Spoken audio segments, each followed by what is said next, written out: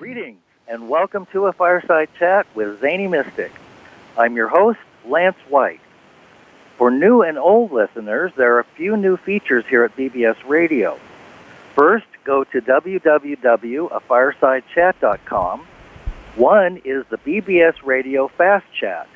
If you click on this, you can type questions and comments during the show while it's live.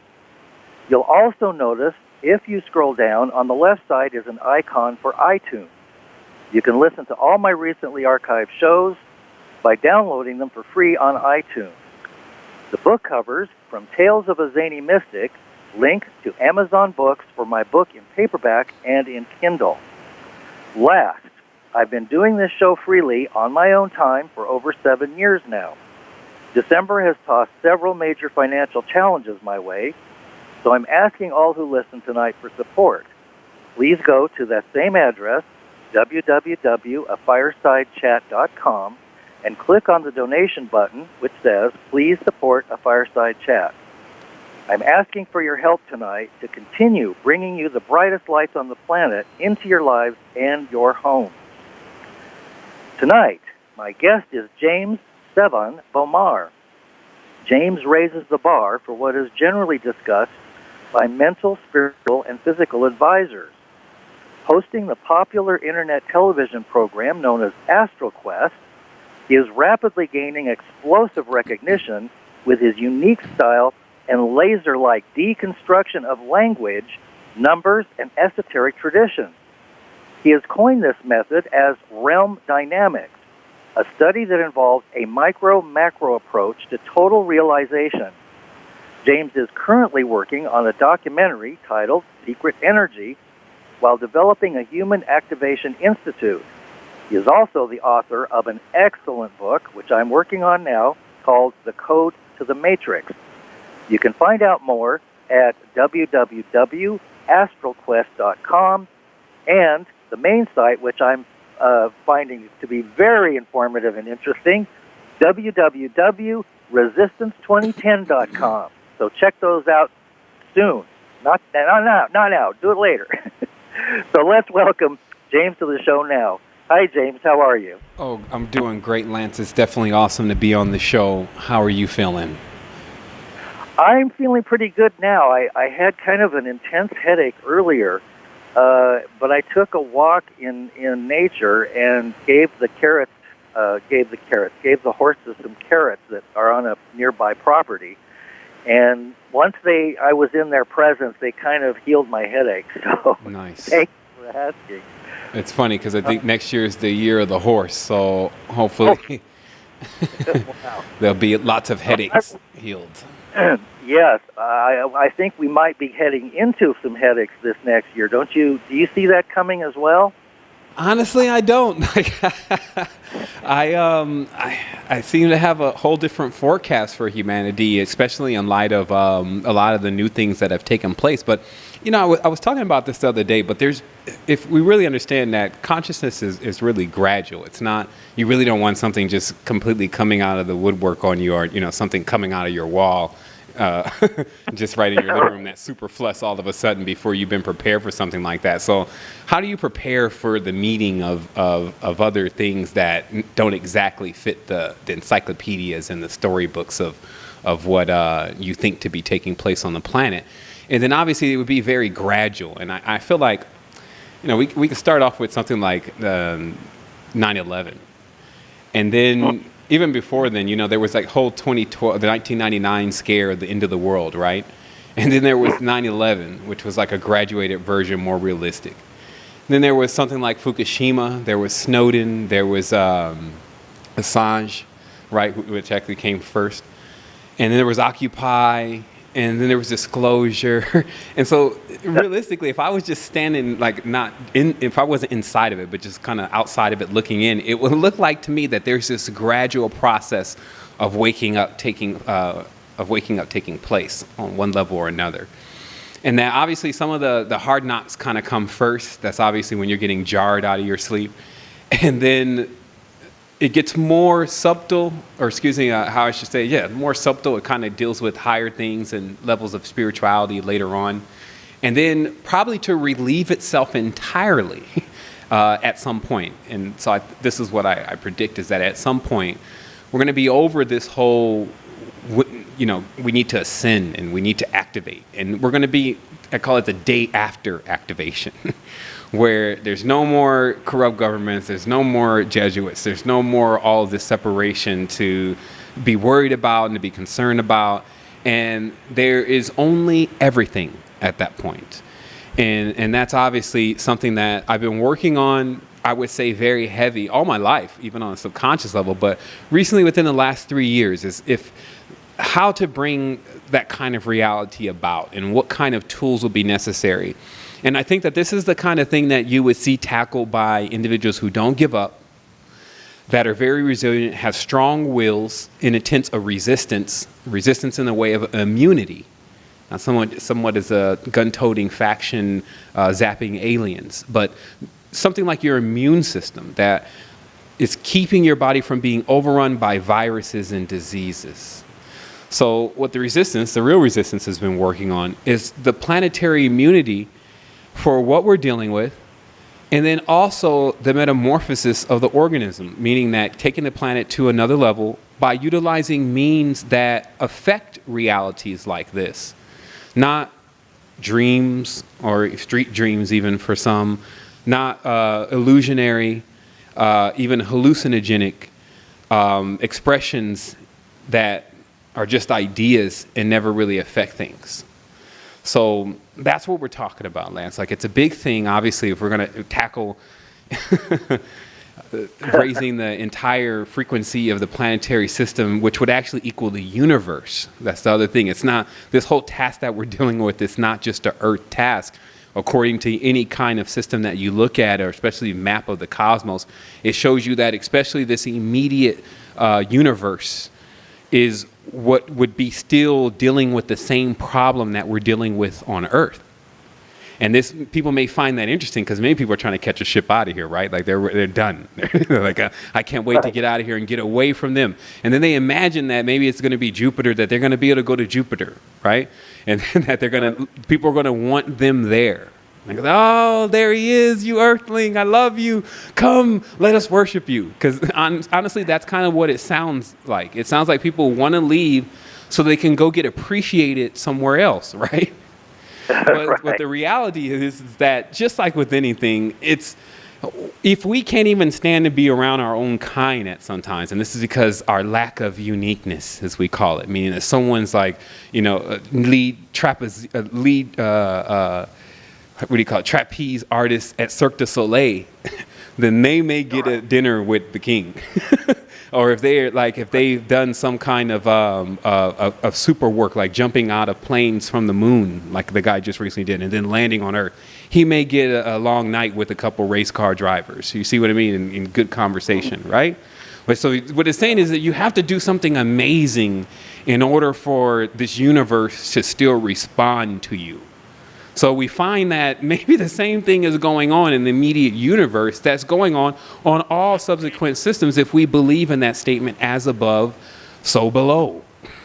Meaning that there's something uncannily similar about the even spiritual planes in physical planes. And this is kind of what I wanted to talk about very briefly tonight, since we have this hour, and I'm not sure of the breaks, but I want to talk about merging the spiritual plane and the physical plane together, and that happening. Because in fact, I really talk about it from the other way around, that is actually something we need to get ready to prepare ourselves for on a vivid level, that the spiritual plane and the physical plane are basically the wall between us and the existence of our soul is about to be dropped. It's going to fall down. And then this individualized title, because I'm an etymology master, of human, which is basically hymen, the virgin of that's never had an experience with the spiritual world, which is pretty much most people's stance. Most people have never seen any kind of spiritual plane or had anything kind of spiritual happen to them that they can vouch for, right? That's our masses. And then we have a 20%, maybe 15% that have had some kind of spiritual occurrence, but at least 18% of those people are convinced to not believe that they saw what they saw or felt what they felt or believe what they believed at that moment, right? So they get their fire snuffed out by the other energies that are around them that are disbelieving. So now what we get is we get to dissolve what you even see as the division symbol. Notice the division symbol is a dot, a straight line, and a dot. So let's assume on a three-dimensional level that these dots are spheres, so they kind of are synonymous for souls, right? Or spirits, right? So we have, just say, a complete living organism on one side, and then a wall. And then another complete living organism, which looks like its replica on another. Okay? And this is how occult images have been placed in our symbols that we use in physics, we use in math, etc. These symbols are saying something deeper. And what division is there's a wall between you and what you call your spiritual side, what you may call the soul, what you may call the subjective plane. I mean, we've invented so many different words for it. We've divided it even further. That's what we're creative in doing, is dividing things on physical planes. But we've given a great deal of connotations for something that is basically saying one thing. It is everything. And the moment that we can get ourselves prepared to deal with everything is the moment that we will become everything. And until then, the drama, or the dragon mother, will play out on Earth and on multiple planets, on external planes and objective planes, effects as it's called, will continue to play out below the speed of light, okay, which is where you get slowed down light, which becomes matter. There will be continuous slowed down light planes running, needing knowledge like what we have been bred on this planet to deliver. Some people say, what are you talking about? Bred on this planet to deliver massive levels of awakening to the universe? Yes. Because if you think about it, the highest, if you want to call it a program, the highest program running on this planet is known as the Messiah program. It is the idea that one man and a woman can access a certain level of power. Because remember, there's Jesus and Mary. Some people are like, wait a minute, woman, where is that? No, there was Mary. Okay, so some man or woman can take upon this level of power that ends up metamorphosizing an entire planet. And not to mention, they say that they're singing songs in other places. So obviously it's other planets. So this is when we realize is what we are bred to accomplish by our ancestors, to become beings that actually deal healing into the universe. Some people say, what do you mean deal? I don't even like that word. It's because there's this word universe. Uni means united. Verse means in conflict or against. Someone versus someone else. So how is this something can be united but fighting? Well, look at our planet. Look at our body. The moment that we eat or drink the wrong thing, we are going to war. You drink some alcohol, you go to war with the liver. As above, so below. And so there's another, what I'm trying to introduce here to humanity is that's just an entirely different way of looking at this. It doesn't really require deep, complex thought, but we have that too. It's something that's very simple in a sense of understanding that if me and you are gonna, if you're in the room, Lance, and there's a couch there, couch is heavy, and you get ready to move it, and in your unique individualness, you find out it's too heavy, then what are you gonna do? You're gonna go have to call someone else to come and help you. So this shows you right away that there's power in numbers. This is what people need to see. Obviously, you know it very well, but there is power in the more of us get together, the more powerful we become if we have the right tools. There's more to that story. So what we have, or what we're on the cusp of now, is we're on the cusp of a period where humanity starts seeing that its individual and uniqueness is making it weaker. Especially now that there's a Googleplex of differences now. We've divided it even further. We've put it in the petri dish and we've let it grow and we've divided it even further. And this is our way here. And what teaches you that is the language.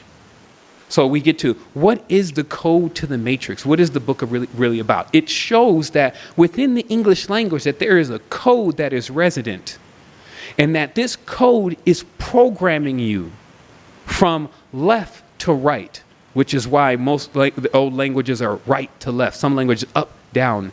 There's a direction to how it's programming you. And because you know it, because you speak it, because you think in it, it actually governs the ramifications of what happens to you. And so if you don't think that what you're saying has any meaning, well, first off, how far can a person get thinking like that? And then the second, more deeper level is that, do you really know what this language is about? Do you really know what it's like to be able to spell, as in casting spells? Do you know what a rite is? R-I-T-E. Do you not see that this language has some level, as I say, cursive, it has a curse, some level of magical connotation to it that we've been overlooking entirely. So where our actual deliverance is, if we can use that term, is like on our hands, but our hands right over the top of our eyes. It's so close, you can't even see it. And that's why, of course, Lance, the biggest play here on the dimension is to get a person to look everywhere but themselves. As long as it can get you to look outside, you'll never find it if it's supposed to be inside, right? And so this is the next level of our consciousness. This is showing us that we are all connected inside. Now, the outside, though, which you would call the physical reality, with the physical bodies made out of phi, they like to fight. They have 5 senses. There is a fear that is resident because they are fire. Like, the soul is, and the spirits are fire, right? So anytime you get fire, there's a territory of fire. Where fire, there's fear, because some have been burned. And if you think about it, when we have to trust somebody right now, we're not even that inclined to trust what an individual is saying because we've been burned, right? So that burning separates us, though. Let's keep moving it forward here. Okay, but I understand why you want to be by yourself, but that, like we talked about before, is also your weakness. So if we start burning each other, and then there's a fire, we're worshiping a fire god, then what you'll find is on a dimension that everyone will be burnt to pieces and ashes. And this is the ash tree of Yggdrasil. This is the connection with when you get the mulch or in times the prima materia that makes everything else grow. Meaning that, is it still not our backs, our souls, our energy that is driving the entire interest of this universe? Are we still not the apex being here because we have one thing, which is called reason?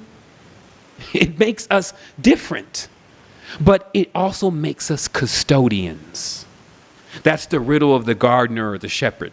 It makes us actually have entities that are also going through lower levels of incubation, making their way into wholeness, that we're also responsible for seeing through. This is the animals, this is the insects, this is the trees, this is the garden. And so what happens here is that first there's this overt way of attempting to solve the situation. This means that once we woke up, because as a species, we're waking up, but we were asleep. You don't even want to assume that you are awake and allowing this to what you see going on this planet going on, not on your watch. If you understand what kind of micro and macrocosmic being you are connected to the oversoul, that there is a supreme perfected version of you that is multiple bodies all in one body, and that's what you are. In this reality, though, in phi, in division, there's only a piece of you here. And this is why it's important, because when we go into peace, notice that, we all want peace. So they gave them pieces, Lance. Peace is not wholeness. Peace doesn't mean coming together. Peace means separating. Unity means coming together. You see, so that's why I was saying there are certain Achilles heels or weak points that in our language, it can disempower us if we don't know what we're saying and what we signed up to and what we agreed to. When we agree to time, even time weakens you. Weak. W-E-A-K, W-E-E-K. It's a minute thing or minute, meaning small, something petty. So this means that as long as we are below the speed of light, looking at clocks that are counting the numbers of 12 over and over and over again, 6s, 12s, 24s, 4 plus 2 is 6, this kind of rolling cycle called a circuit, then we'll sit in this circle like Ouroboros forever.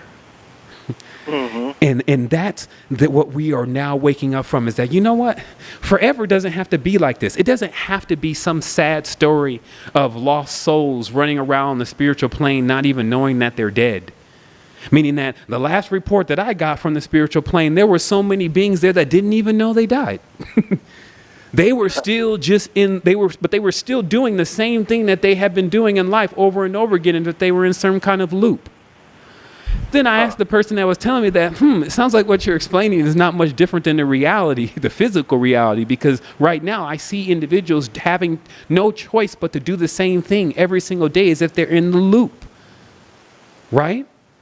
Now, notice how, though, we are inside of a bubble. So this means no matter how far you run, Lance, and no matter how far and fast I run, we will still eventually meet each other because we are running a circle. Right? We're still sitting on a globe. So there are certain dynamics, and this is what I was calling realm dynamics. There's certain dynamics that you can start assuming that if there's certain things, certain elements present, then because of those elements' track record, that there's also other things present.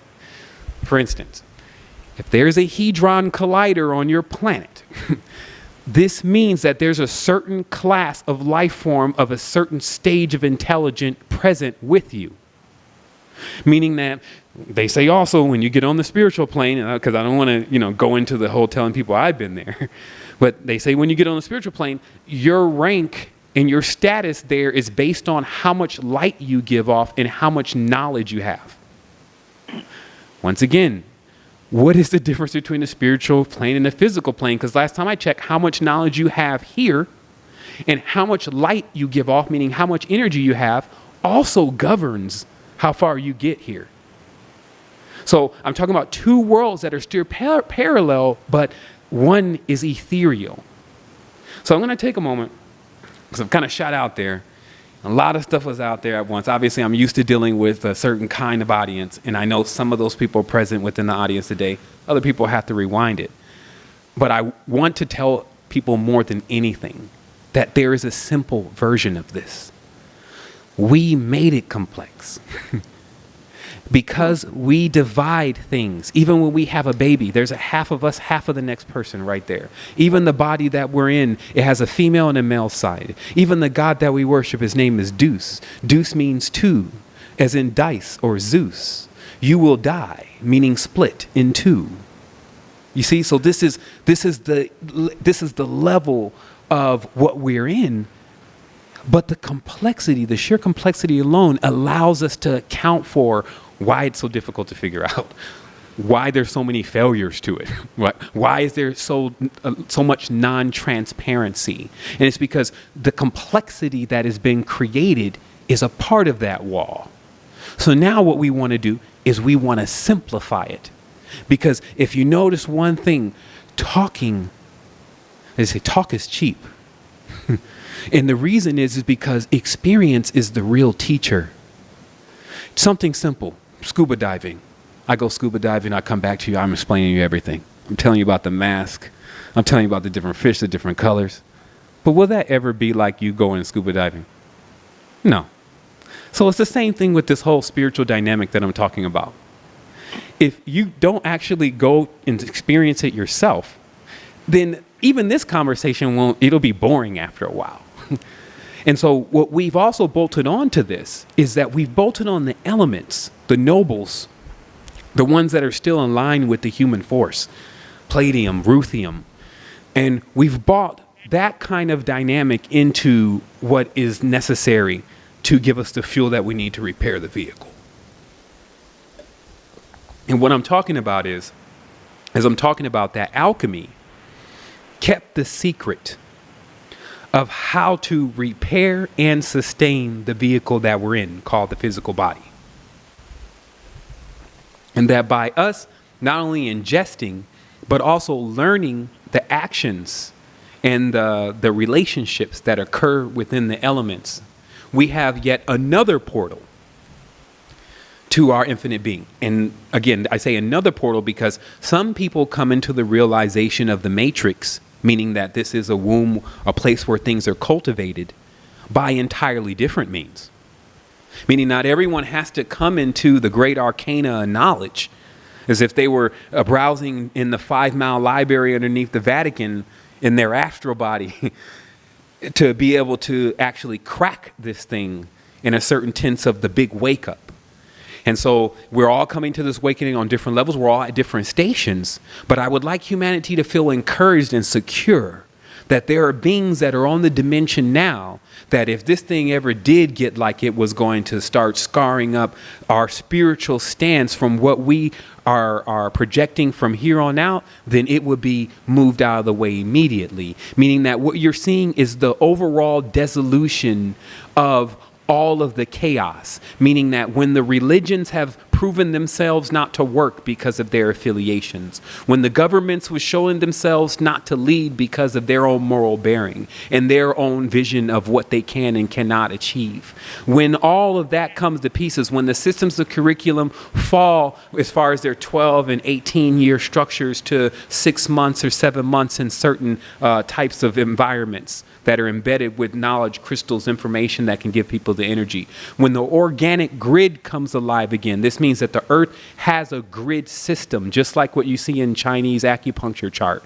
When that grid is reactivated by the individuals organically standing in line, meaning that they will get, humanity will come online, and each individual, it won't be everyone at first, but individuals will hold the energy by proxy. What does this mean? If you can hold a certain kind of current, it radiates from you. You become human orgone, brightening the environment. And then you are holding that field up to your strengthened degree. And then when the magnitude of your strengthened degree, when it decreases, there is another individual there to pick it up from there. So this means that the whole goal of life, according to the Tibetans, was to project your magnetic body beyond your physical body, meaning that you wanted to grow your soul so that it was bigger than your physical body. So you have people here on this planet that they're graduated souls, like your grandmother. She's so sweet, so kind, she can tolerate anything. These are large souls, right? And so they hold large territories. Many of them, of course, have been damaged and pelted and put in the financial system, and they're stressed out, medication, etc. But when you bring them back online, to understand that they're not online right now because of that, then they radiate this energy that connects. And this field, when connecting completely, becomes a source of perpetual energy that all human beings can draw from. Very similar to the Vril, the prana, the kundalini, those kind of energies, the earth energies that they've been speaking of. This is what activates that field. And I'll tell you that this knowledge you can find anywhere. If you really know physics, you'll find it there. If you really know math, you'll find it there. If you know metaphysics, you'll definitely find it there. But finding it and activating it is two different things. And that this is what we're talking about, Lance. We're talking about that we have to stand online because we're just holding ourselves up, meaning that we can be doing magnificent things. I've already seen it. I've already experienced it. The reason why I'm here so fervently talking about it is not because I have time to waste. There's nothing that I really need. It's just that you can't hold it all on your own. It's too much energy. I was laughed at. It said, see, that's the thing. If you guys all don't come together, then you can't even hold energy. One man cannot hold this energy. One woman cannot hold this energy. It drives them nuts. They go into Babylonian syndrome, Kundalini syndrome, Jerusalem syndrome. And you've seen this occur with individuals around you. They alienate themselves from everyone. Everyone's evil now. Everyone's the devil. No one can do it good enough. No one can do it right. And so they get into this alienation type thing. And this is because now they're locked in their top chakras. And they can't go down to the lower chakra anymore. They can't hang out with root chakra land on the streets with everyone that really needs the awakening, right? So this is what we're talking about. We're talking about a whole nother approach of respect, One that individuals that even can throw their jargon around and throw their sciences and foolishness around, which is really what it is, they will even stand aghast of it and say, let me think again.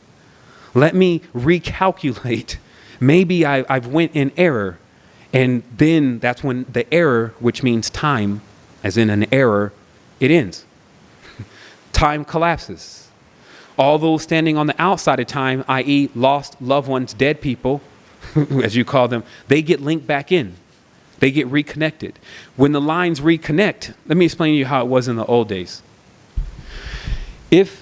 When your mother, when she passed, she would go into either your sister or you. You would hear her as if it was a thought in your own mind, and she would just encourage you to do what was right. So there was no need for religions. There was no need for priests. There was no need even for a medium. Nothing in between, no evangel between you and the spiritual world. Because this was a big thing back in the day, if you think about it, Lance, because we were so close to each other. That's how things began. If somebody left, we would want to know where they went. We would not give up. Like if my wife that I love, we made an oath together and I'm supposed to be with her forever and she leaves, I need to know where she went. Or I can't get closure. I can't even go on with my life. That's how strong the bond was. So you know what? All of what we are calling the temples today, Egypt, Karnak, all these different places, what they used to be were places that you could go. That's because they're all built on top of ley lines. You can go there and make that connection. If for some reason you weren't already connected to making it within, you could go to that ley line and that ley line would be able to direct you and you would be able to hear the voice again. You would be able to get that connection again and know things are okay so you can have that clearance and you can move on. And also you could get advice. And that's why people were taking advice from their ancestors for a prolonged period of time. Ancestors say, don't eat that plant. That plant's hostile to the life form that you're living in. Ancestor says you need to work a little bit stronger in this area. You see what I mean? So there was a real connection until the Scythian, that actual, that thing in the Green Reaper's hand, that right there, that they call Father Time, he holds that until the child's umbilical cord, here's another symbolic, was cut. The communication, as we talk about the division symbol, when that was severed, then there was this idea of death, which is fear. There was the idea of being disconnected, that there was possibly that you would leave everything here, Lance. You see how much fear this could to bring into a person once this occurs. They've realized, well, shoot, if I can't talk to my grandma anymore, this means that when I get on the other side, I won't be able to talk to my children. Oh, my goodness. Think about the fear and how it ensued. But this is just, again, one dynamic of this. And so that's a taste of what we have going on. And obviously I can answer direct questions related to this particular planetary system. I don't believe that there's nothing that we don't know. Knowing is somewhat of one side of knowledge that you eventually can get to the end to. The unknown, though, the unbegotten, as it's called, the soul world, the subjective plane, limitless, perpetual, all that, it doesn't have boundaries on it. So I can't come in here explaining it like it does and tagging, the Pleiadians from Andromeda said. It takes more to be able to help and emancipate humanity in this reality to another level now. Because they're really wanting to see if the Pleiadian from Andromeda is really here. And the only place that I ever seen a Pleiadian from Andromeda show up was inside, never outside. And so that's the whole connection. Again, inside, we are everything. That's the other thing. We need to not limit ourselves saying, I'm just this, I'm human. Our statement is we activate humans. This is to infer that we are not human. Why? Because we are everything. Human is an individualization that is given as a term to a being that it is a material or a matter-based being, i.e. a man made out of flesh, that is also separated in hues or colors, as they show that light shining into a prism makes 7 colors. So from there, human means divided in flesh. Now, this doesn't seem odd anymore since universe doesn't mean what we thought it means anymore anyway. And so when we hang on to these tags and these marks, i.e., my name is James, I'm from Detroit, my number 7723456, my actual birthday 10/22/78. Are you a computer? Are you a computer or are you a soul? So that's what we're talking about. We're talking about getting us back into the control point and actually expanding this reality, saying goodbye to the negs, meaning the negative life forms, the ignorance that has been holding us all back, not abandoning them though. Whatever you can think of as being the worst thing, it's like a child to us. Meaning when you get into a expanded state of consciousness, you realize that the most negative beings are children. The way they act out is as if they do not know. So they need to be put in the know, meaning they need a teacher. So when we go to teach, though, as human beings, even in just this 5-base body, we would turn on our chakra centers. We would go into this activated state that they're only associating now with the hero or the superhero or the mutant, right? That's the only thing they have now compatible to associate with it. But that is a fact. In a state of our state of consciousness, the telepathy, the regeneration of our body, the projection of our body in our vehicles, all these things are real things that just lack amplification. So now we introduce amplification. Well, now, with all of that, how important are our thoughts in the language that we're trained to speak in? It seems like those are part of the control system that's keeping us. It's very important of keeping the individual in the what we call the vicious cycle. And this is the reason why. When you study the ancient teachings, what they say is that when you have a lot of thoughts going on through your mind, like a lot of questions and things that you don't know about or just troubles, these are thoughts against your will. And obviously, because you don't want to really be thinking about that kind of stuff, right? So then every single thought does birth something. It does create something. If you say, I'm going to go to the store, that may lead to you actually going to the store, or at least thinking that of the whole trip. Okay, so it's the same thing as when you're having thoughts that are against your will. Now you get subject to a reality that is against your will, built piece by piece.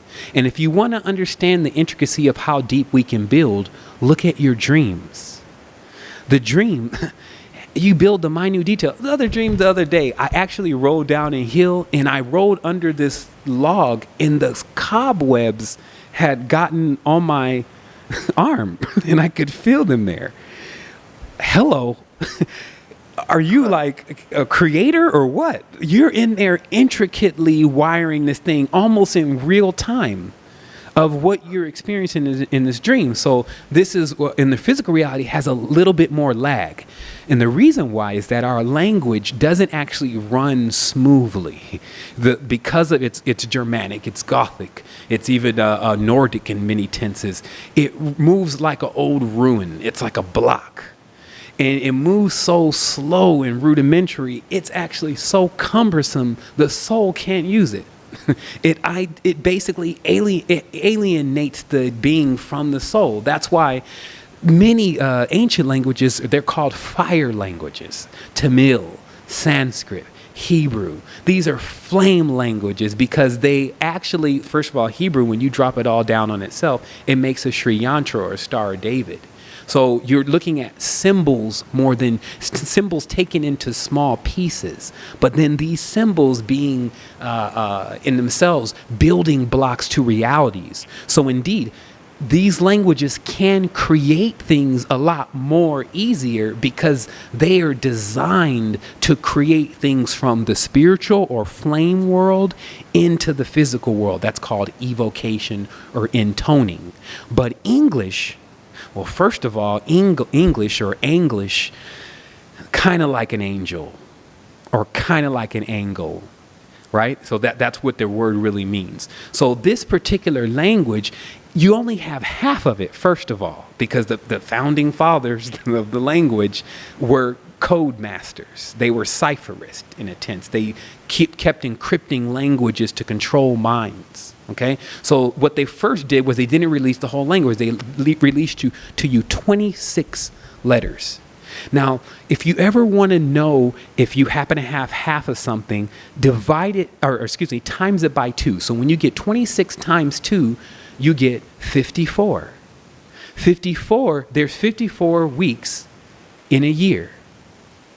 Excuse me.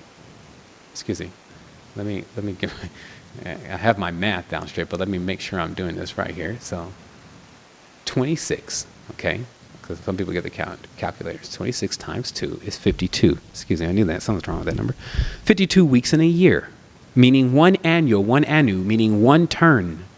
Okay? So this is the Kabbalah, or the language that is being used, is based on this structure that we're in. So it lets us know that half of it is present because a whole of it would be 52. So where do you see this other number 52?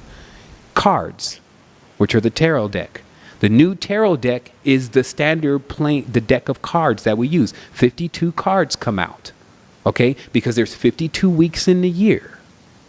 So where's the other half in English then, is the question. And so this is because the English in itself, the other half, the English mirrors itself. It's called the Desmodema script. There's other side to A, which when connecting it then looks like a Star of David. There's another side to B, right, which looks like an 8 when it's completely connected with the line in the middle. That's the $sign or the ISIS. There's another side to C, which means 2 C's together make a circle. There's another side to D, meaning 2 D's together make another circle. Any D divided means a devil or a demon or something diabolical, something disturbing or something destructive. This means that anytime you separate something from its wholeness, it becomes chaotic. So this is the secret to this dimension, that this is the dimension of duality. So there will be conflicts here because we're separated. And only until we come together will the conflict cease.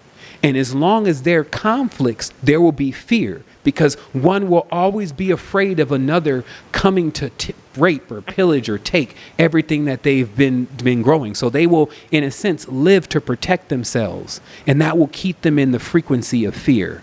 Think about what I'm talking about. When you have to build bombs, build weapons, build different levels of destruction, and you have to spend all your time doing that, do you think that actually increases you to become a magnificent being?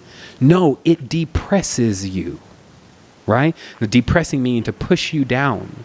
So if a person is depressed, this means that they're in a lower frequency. And so what happens is that we have a lot of depressed, low frequency beings running around the planet. And this is called Saturnalian, because Saturn is just alchemy. The metal of Saturn is lead. Lead is the least affected by light. It does not vibrate really well. It's not a good conductor. So notice how the alchemical knowledge, once again, shows you the true meaning versus these weird occult interpretations that they've come up with from pure fanciful imagination of explaining what a gas giant would do and not do.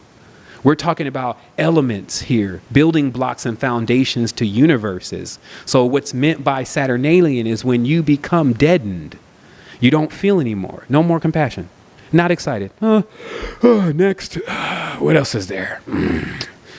Oh my goodness. I just gave you what can make a cripple climb trees. I just given you, once again, what can make a dumb person intelligent. But even deeper than that, I've given you something that can actually alleviate all of those silly separations.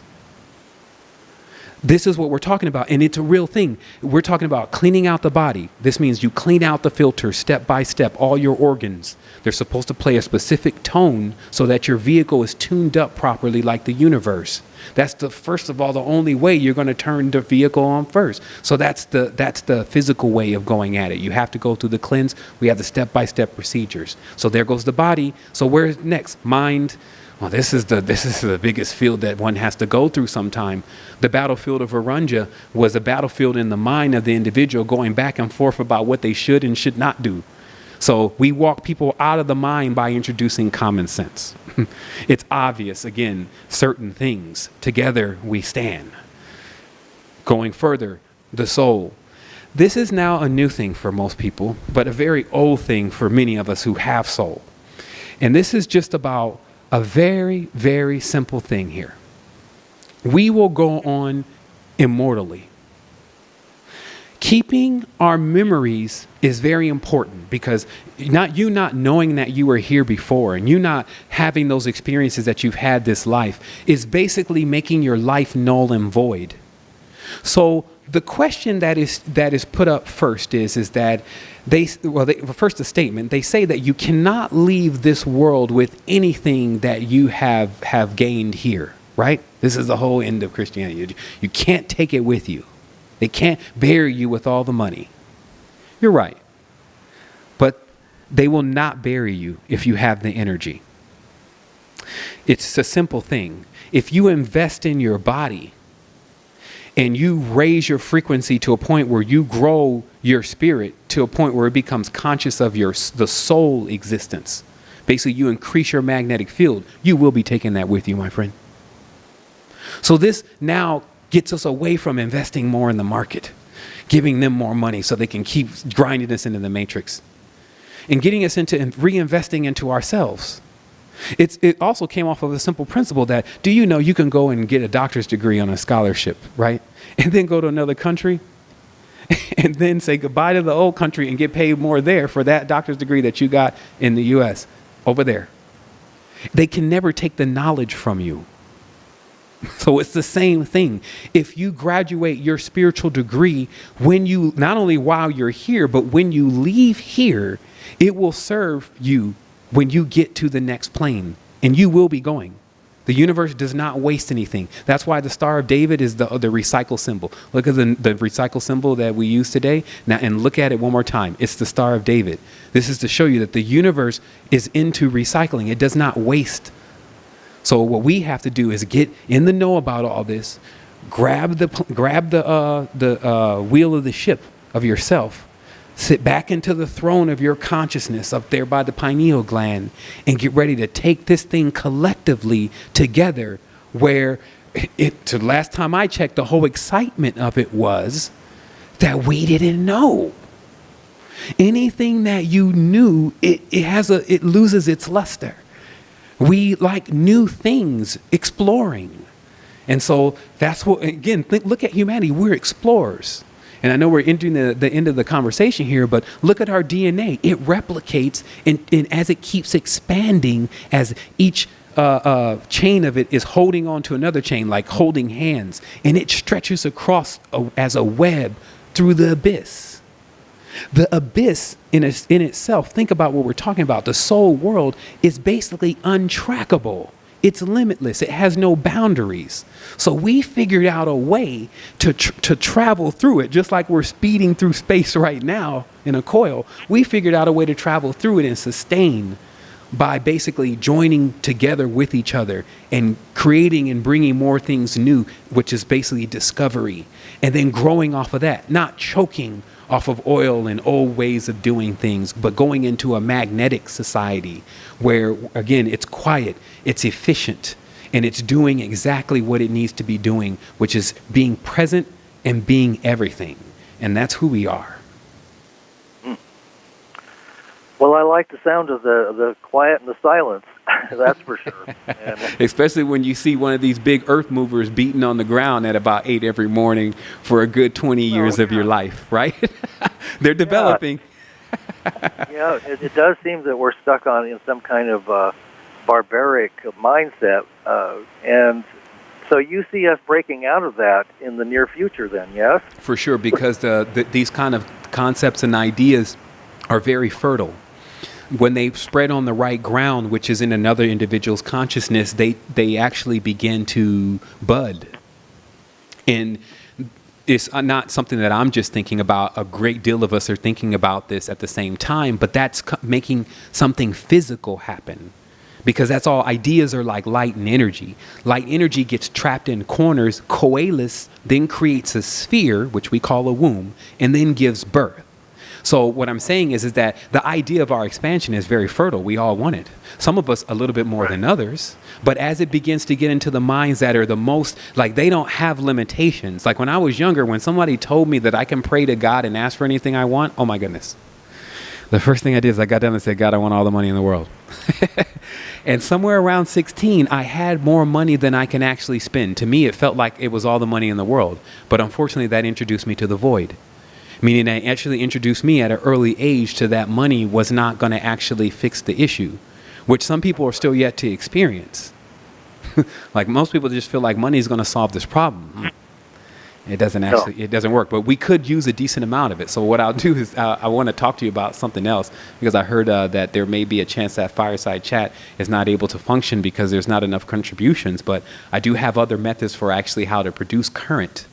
And that's what I was saying earlier, even on this call that I was on, that the yang, even the Chinese, they call it the yin, the actual currency, because we call it the money or the moon energy, moony. This means that it's connected to fertility, but one side of our energy. And so if we don't have it for whatever reason, then we don't feel up to the task. So it's actually tied in. One of our discoveries was, we figured out that the amount of currency that you have in your personal life is based on how much current you have running through your body. And this is connected a great deal to the spirit too. And if you want to answer the question also why, okay, well then if that's the truth, then why do sometimes negative people have all this money? It's because they have a lot of negative current. They have negative energy. They've sent the energy down, which is called the inverted pentagram. They sent it down into the lower regions of themselves, and they've activated a level of benefit that equals another's demise, right? Because there's this guy, let's say he's making millions of dollars because he's singing and rapping on this song, let's say, but what is the song saying? And what is it doing to everyone is going to? It's poisoning them. But what is he getting? A lot of money. So he's benefiting off of everyone else's demise. So that's inverted energy. So it's a simple dynamic, but like I said, it's not so simple when you're bombarded every single day with tons of stuff to try to do. We need to figure out exactly what we need to be focusing on, stay focused on that until that's complete, and then go into our next assignment. And so this is very methodical. James, we're almost out of time, so I want to make sure that you have a chance to let people know where they can find you. Okay, for sure. You can actually find us, or the archive of the information, at resistance2010.com.